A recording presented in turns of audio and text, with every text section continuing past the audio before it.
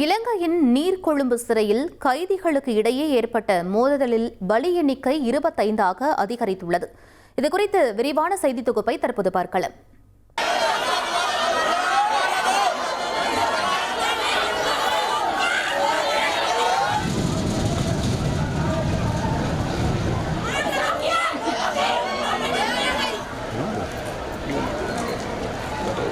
நீர்கொழும்பு சிறையில் வெடித்த மோதலும் அதைத் தொடர்ந்து உருவான பதற்றமான சூழலின் ஒரு பகுதிதான் இந்த காட்சி.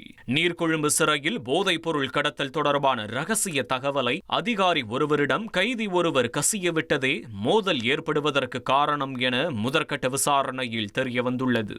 இதனால் 2 நாட்களாக நீடித்து வந்த மோதல் பயங்கர கலவரமாக மாறியதில் சிறை கைதிகள் மற்றும் பாதுகாப்பு அதிகாரிகள் உட்பட 25 பேர் உயிரிழந்தனர்.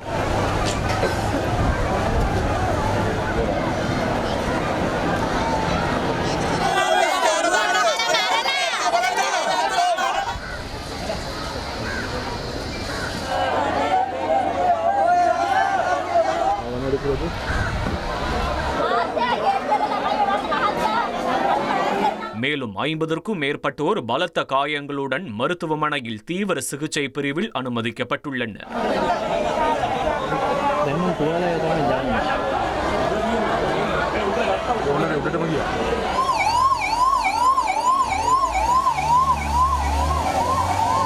ஆயிரத்து 800க்கும் மேற்பட்ட கைதிகள் உள்ள இந்த சிறையில் கைதிகள் தொடர்ந்து வன்முறையில் ஈடுபட்டதால் நிலைமையை கட்டுக்குள் கொண்டுவர பாதுகாப்பு படையினர் துப்பாக்கிச்சூடு நடத்தினர்.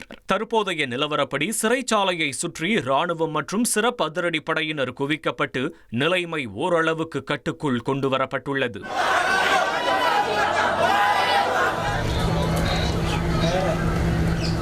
மேலும் வான்வழியாக கண்காணிக்கும் பணியில் விமானப்படையின் பெல் 412 ரக ஹெலிகாப்டர் மற்றும் ட்ரோன் கேமராக்கள் ஈடுபடுத்தப்பட்டு வருகின்றன. இலங்கையின் அண்மை கால வரலாற்றில் இது மிகவும் மோசமான சிறைச்சாலை வன்முறை சம்பவமாக பார்க்கப்படுகிறது.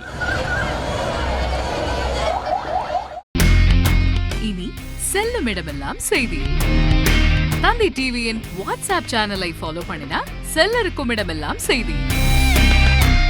இதோ QR கோட் இப்பவே ஸ்கேன் பண்ணுங்க, ஃபாலோ பண்ணுங்க.